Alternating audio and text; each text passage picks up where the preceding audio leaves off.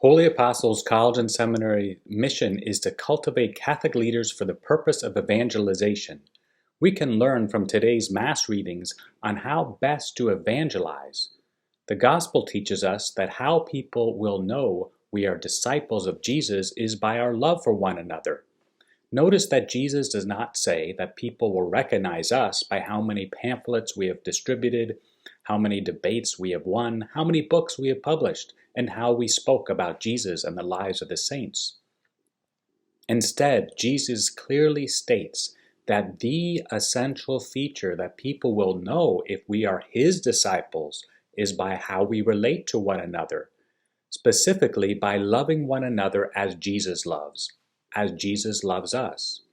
We might forget the last part of Jesus' new commandment, which is a summary of all the 10 commandments. People will recognize us as followers of Jesus not by whether we love one another, since there are all kinds of ways of loving one another. Rather, people will recognize us as followers of Jesus by a distinct kind of love by which we love one another. People will recognize us by our love that resembles and participates in the love of Jesus Christ, who desired and willed the eternal good, not just the earthly good, but the eternal good of all people, whether or not he received any love in return or appreciation. Even if some of those he loved rejected him and sentenced him to death. And how did Jesus respond to his rejection? Father, forgive them, for they know not what they do. Loving one another as Jesus loves is an essential identifying feature of being a Christian. Along with this essential characteristic, some of us are also called to proclaim the message of Jesus' true, everlasting, faithful love that is stronger than sin and death. Looking at the first reading from the Acts of the Apostles, we encounter Paul and Barnabas boldly proclaiming the good news of Jesus by preaching the city of Derbe. Hearing Paul and Barnabas preach, many converted to Christianity, highlighting the speaking and reasoning aspect of evangelization.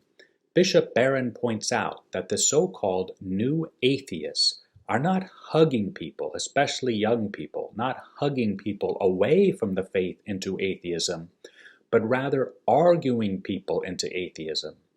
Along with loving one another according to the truthful, faithful love of Jesus, we're also to use our reason to help convince people that the Christian Catholic way of life is the most reasonable, most true, and most fulfilling way to live.